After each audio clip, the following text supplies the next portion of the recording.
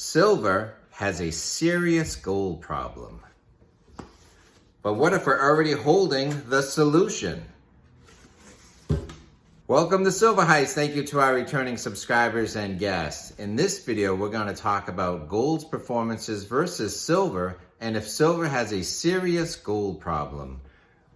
But what if we're already holding the solution? Inside this box is a possible solution to silver's gold problem. And I'm also going to reach back to a couple of videos I did with Keith Neumeyer, the founder and CEO of First Majestic Silver, and get his thoughts on silver versus gold. Gold has had a heck of a year, and everyone's excited about gold's performance. People buying gold bars and coins at Costco has been featured as a news story on the Today Show and Good Morning America, so owning gold has become more and more mainstream. But what about holding silver? Gold's performance in 2024 seems to just keep getting better and better as all-time high after all-time high is reached, and the gold spot price is now over $2,700 an ounce. Is silver lagging? Is it not keeping up? Where are silver's new all-time highs? How much is silver falling behind gold? Let's look at gold for 2024. The gold spot price has climbed steadily from just over $2,000 an ounce in January 2024 and now stands at $2,747 an ounce.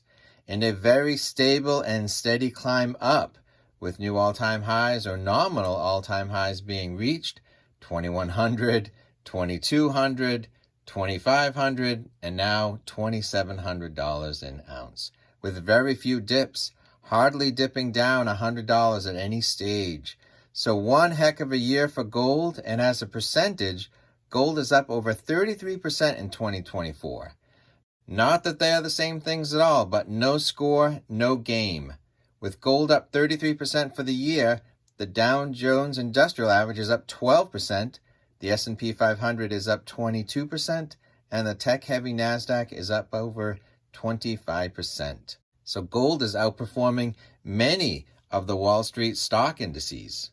So while gold has climbed from the $2,000 range to $2,700, how has silver performed? Does silver have some kind of problem? I actually don't think silver has a problem. I think silver's main problem is gold. It's a sibling rivalry. It's a sibling rivalry, but where no sibling rivalry exists. What if you talk to your elderly father and he shows an interest in how you are doing, but he also shows an equal interest in updates on your brothers and sisters? What if everyone is valued, maybe not equally, but for their strengths and not judged? What if silver and gold were valued, if not equally, but for their strengths and not judged?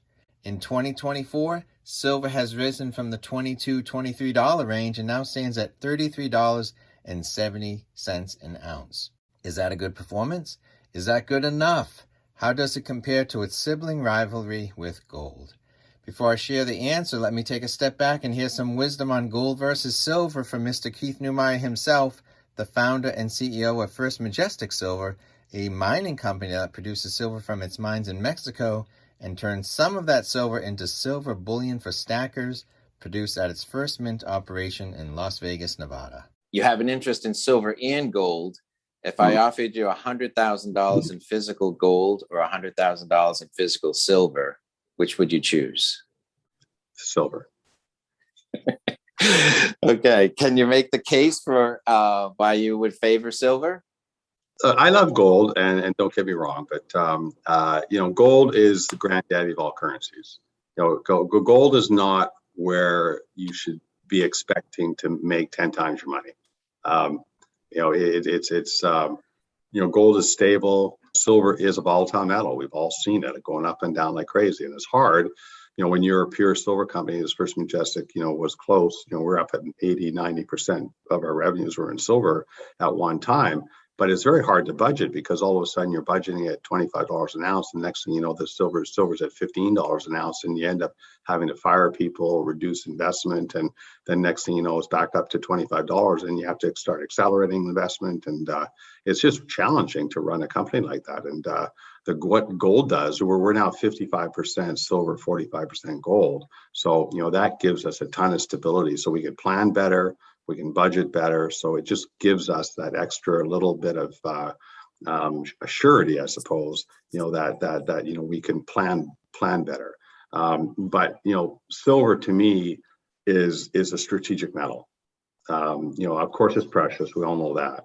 But we're mining on a global scale. When I say we, I mean the mining industry mines 7-to-1. So for every 1 ounce of gold that's mined worldwide, only 7 ounces of silver are mined. The scientists say there's 16-to-1 in the Earth's crust, so we should be technically mining 16-to-1, but we're not. Silver mines are rare animals, and the demand. Like when I did my due diligence silver, when I put First Majestic together back in 2002, 2003, the supply demand fundamentals back then were amazing. And then this is before electric cars. This is before solar panels. I was just basing my thesis on cell phones and computers and washers and dryers and freezers and toasters and all the all the gadgets that we rely on as the human race. I didn't even think about electric cars and back then. So now you've got the electric car industry consuming about 100 million ounces a year, and we're only producing 5 million cars a year. And we have the solar panel industry is also consuming 100 million ounces a year. So that's two industries, 200 million ounces, and the miners produced 780 million ounces of silver in 2020. Then you've got the Reddit crowd and all the new retail investors coming to this market. The estimate the retail investor bought about 250 million ounces of silver in 2020. It's hard to know the exact number, but that's the estimate. So that's half of the world production right there in 3 buyers. So the gold price is climbing steadily in 2024 on the demand of central bank buying of gold and individuals too, and the demand for silver remains strong, and the supply of silver mined is somewhat limited and difficult to find more. So will silver's price also rise as much as gold?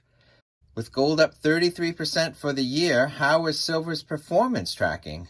Well, for 2024, silver is actually up 45% more. Who would have guessed that silver is outperforming gold as a percentage for the year? So gold is setting nominal all-time highs after all-time highs and a pretty steady climb up, and it gets all the attention. Meanwhile, silver is having a, quote, better year than gold and doesn't get the attention and gets criticized. I'm not even sure why. Maybe because we're comparing $2,000 prices to $23 starting prices. Maybe $2,000 prices just seem more valuable than something in the 20s.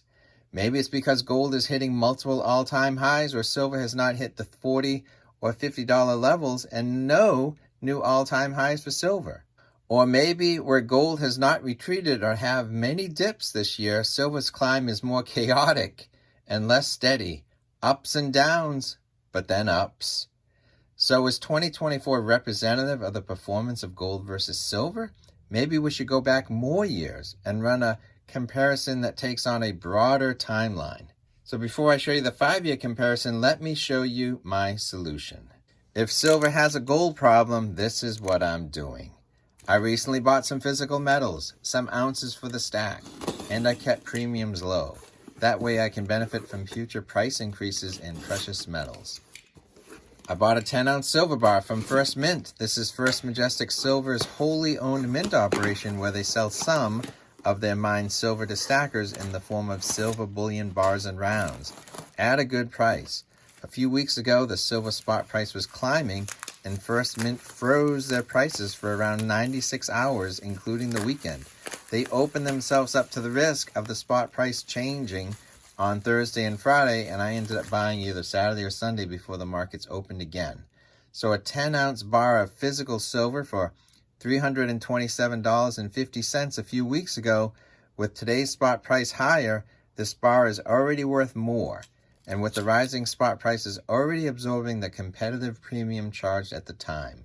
So even though gold is getting all the attention in 2024, silver is outperforming gold in 2024, with silver spot price up 45% for the year, while gold is up only 33% for the year, which is also an incredible number.